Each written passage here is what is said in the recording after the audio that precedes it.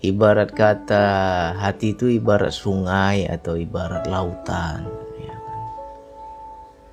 Kita analogikanlah seperti lautan. Kalau hanya kolam kecil, hati kita seluas kolam yang kecil. Begitu masuk sampah pasti berbau, pasti nggak nyaman, pasti airnya jadi kotor. Tapi kalau hati kita seluas samudra, ya mau sampah sebanyak apapun ya airnya tetap jernih, nggak tercemar, nggak berpengaruh. Jadi kalau mau ngomong tentang sakit hati, kita terluka ketika direndahkan orang, kembali kepada hati kita masing-masing, ya.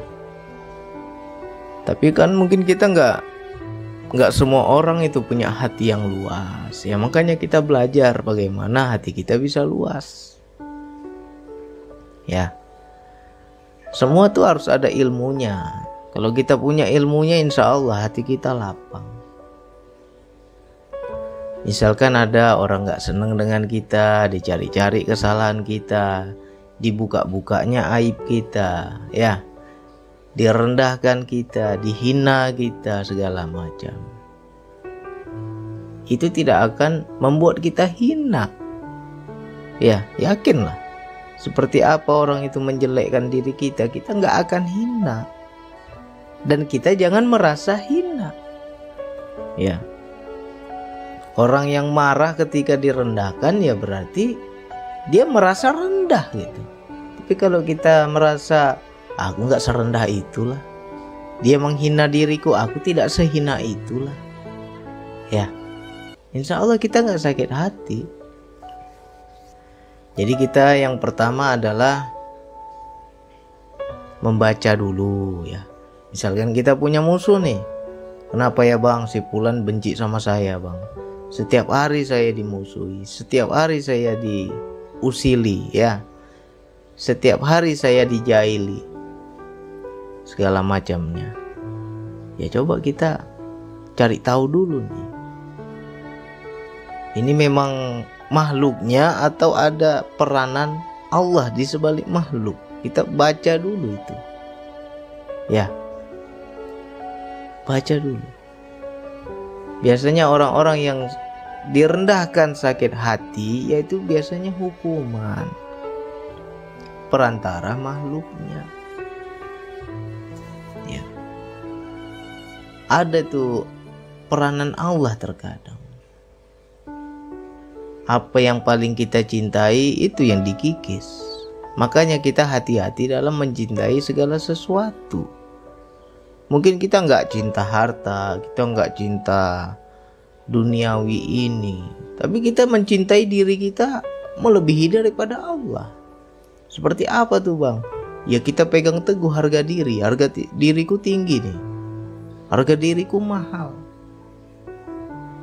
Emangnya semahal apa harga diri kita, ya kan? Ketika direndahkan sama orang kita nggak terima, sakit hati, akhirnya bermusuhan, ya. Coba kita lihat dulu lah. Jangan-jangan memang ada salahku, makanya aku direndahkan. Lihat dulu ke dalam. Sudah kita cek nih ya. Aku udah cari tahu bang, udah aku introspeksi diri bang. Gak ada salahku bang. Memang dasar dia aja yang gak bagus. Akhirnya dia merendahkan diriku bang. Jika kita sudah bisa melihat seperti itu, udah dicek nih diri kita nggak ada. Selama ini kita biasa-biasa aja, kita nggak pernah sombong, kita tidak pernah gila pujian segala macam. Tiba-tiba ada yang merendahkan, ya hati kita harus luas. Anggap saja Allah sedang mengajarkan aku kesabaran, ya. Nah ini kalau ngomong-ngomong sabar ini luas maknanya. Bagi saudaraku, sahabatku, percaya ya, memang selama ini jarang dikupas tentang sabar ini.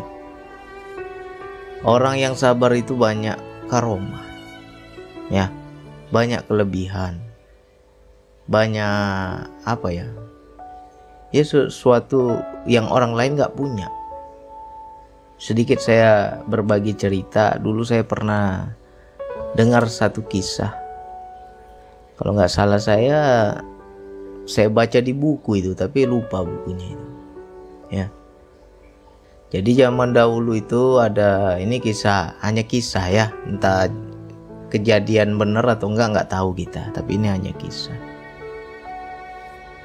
Jadi yang saya baca kisahnya itu ada seorang yang soleh ya, taat ibadah, kuat agamanya, kuat sholatnya, kuat zikirnya ya. Tetapi dia dapat istri yang luar biasa kurang ajarnya.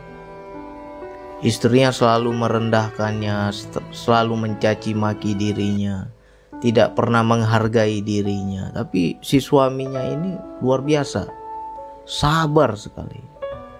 Ya.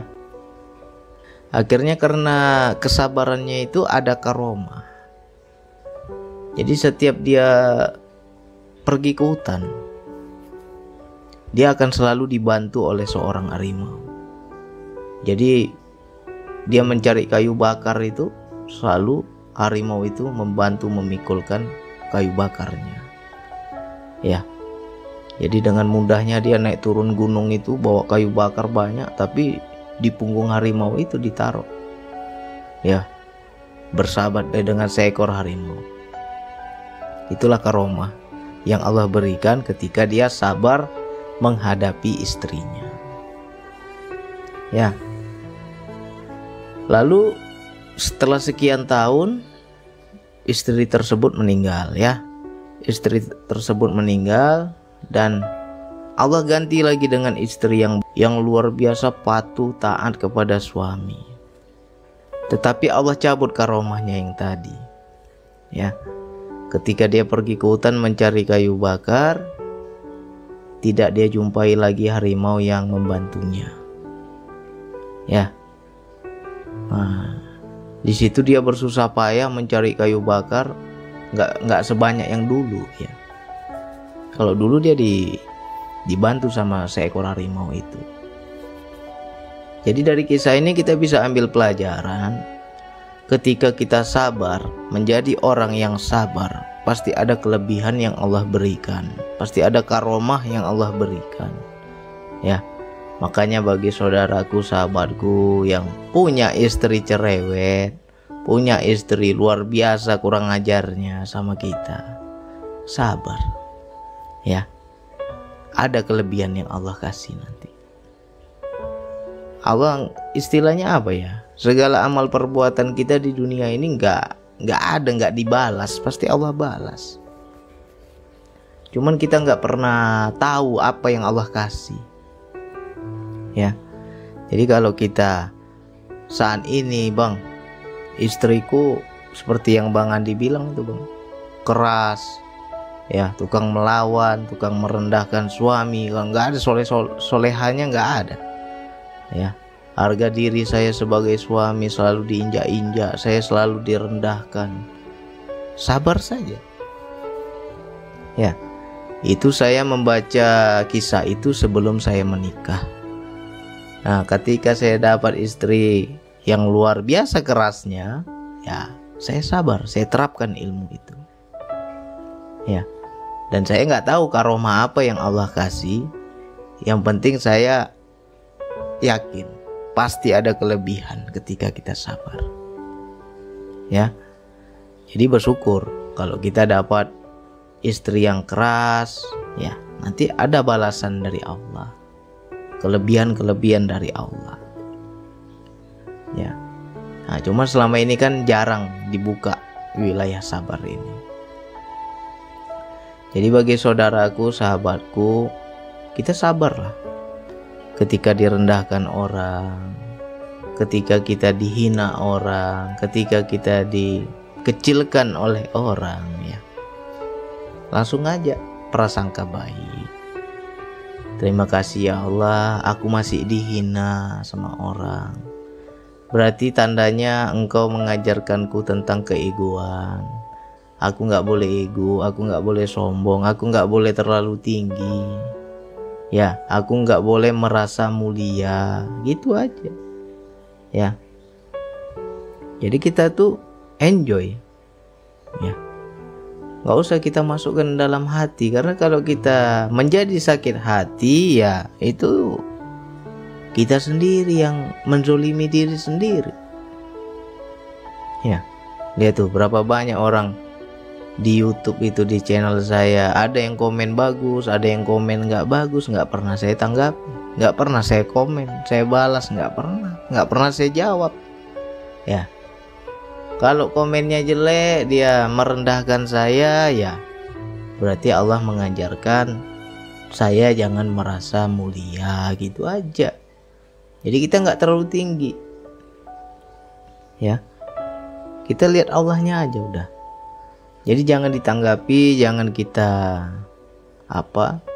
ambil pusing.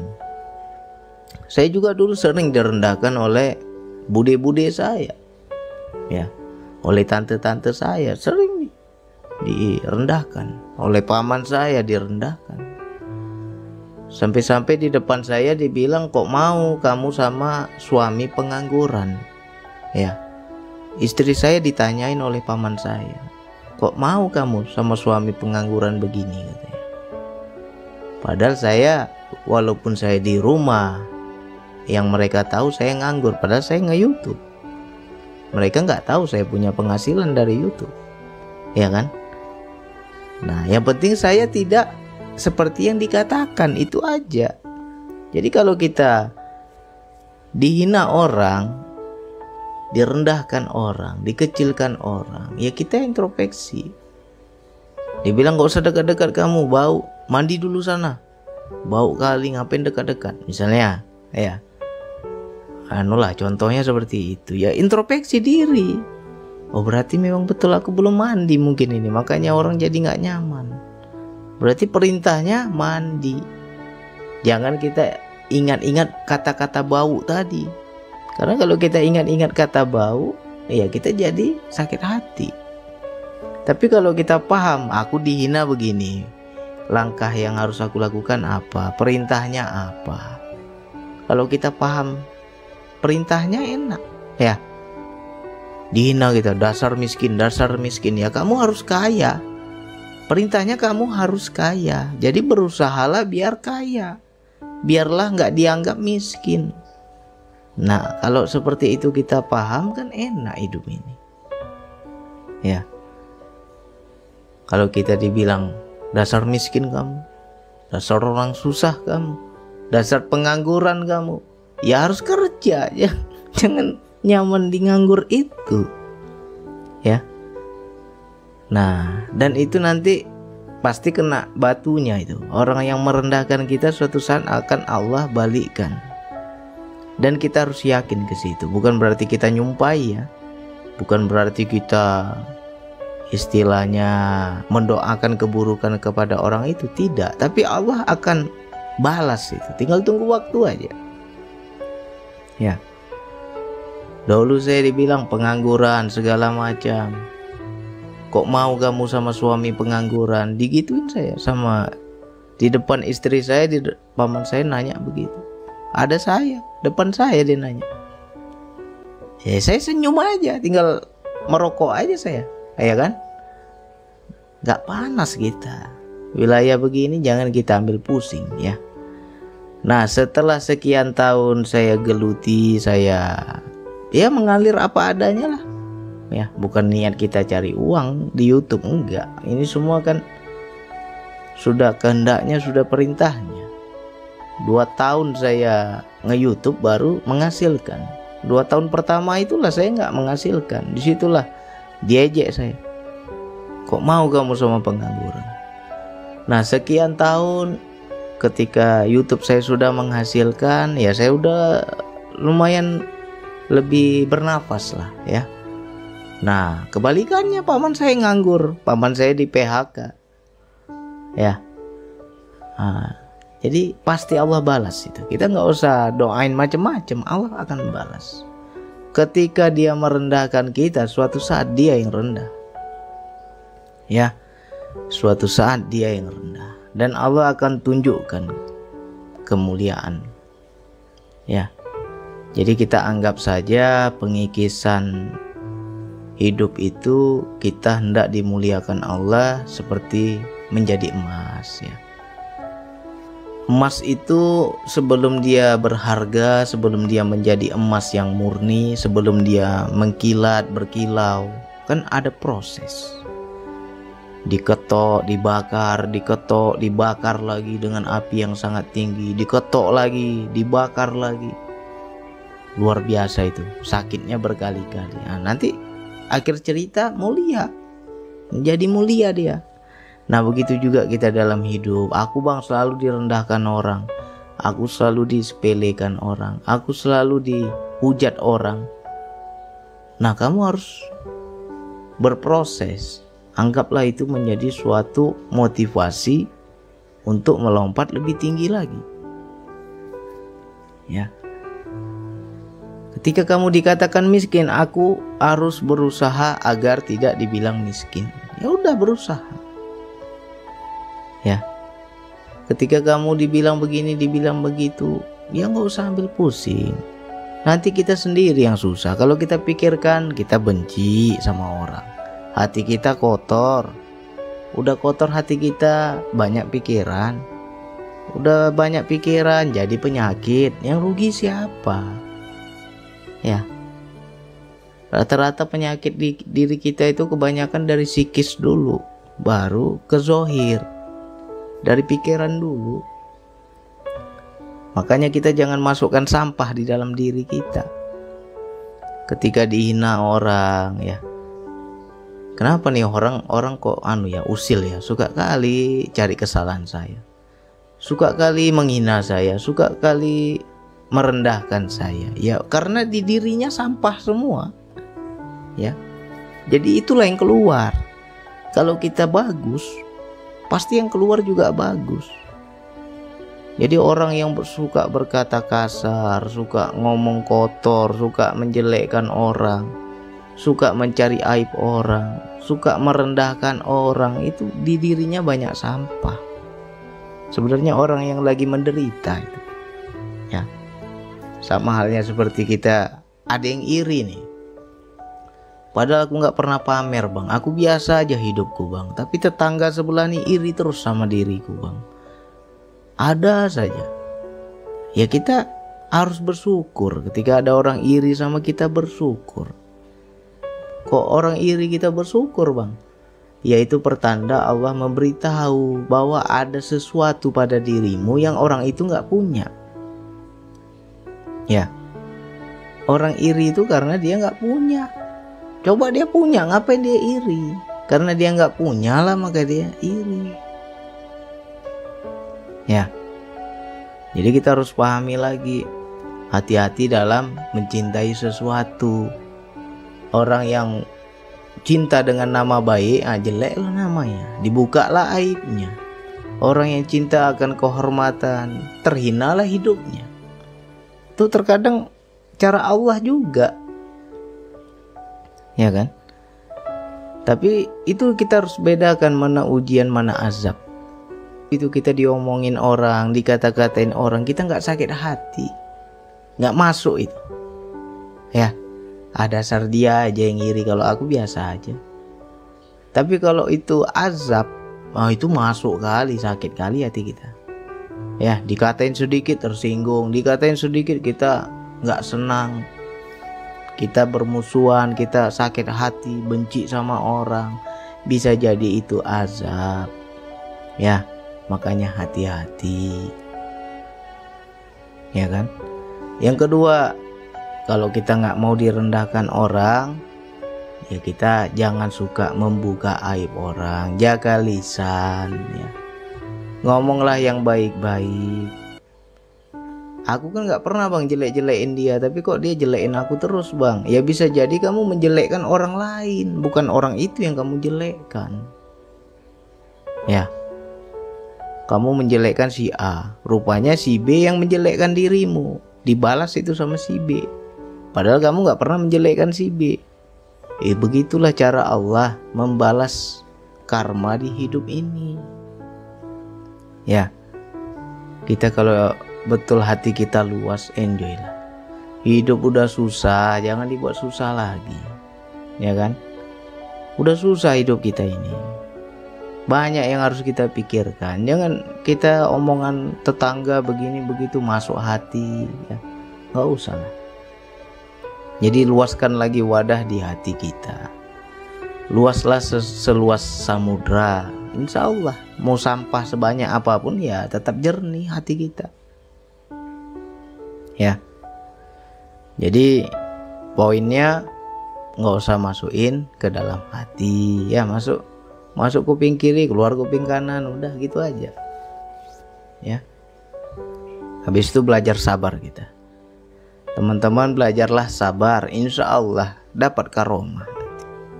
Ada suatu karomah yang ya tiba-tiba datang nanti, tapi ini harus betul-betul sabarnya, bukan sabar karena ingin sesuatu ya. Dari kisah tadi itu ya, dapat istri yang kurang ajar, istri yang durhaka. Seorang soleh dapat istri yang gak bagus, tapi dia sabar, Allah berikan karomah. Nah, ketika istrinya meninggal, di situ dah kesabarannya gak diuji lagi. Karena apa? Istrinya soleha, Allah ganti dengan yang soleha. Allah ganti istrinya dengan istri yang baik, tapi kesabarannya di situ sudah istilahnya tidak sehebat yang dulu, tidak diuji lagi kesabarannya, karomahnya hilang, cabut ya. Coba buktikan itu. Makanya kita belajar sabar dengan segala sesuatu. Tanya diri, tanya Allah, ya Allah, kenapa aku diginiin orang ya Allah, salahku di mana ya Allah. Habis itu tanya diri, bercermin, berkaca kita ya. Apa yang salah pada diriku? Kenapa aku diginiin orang? Nanti itu akan ada interaksi. Allah bicara itu, ya kan? Oh, kau senang pujian ya, aku kasih penghinaan, kata Allah.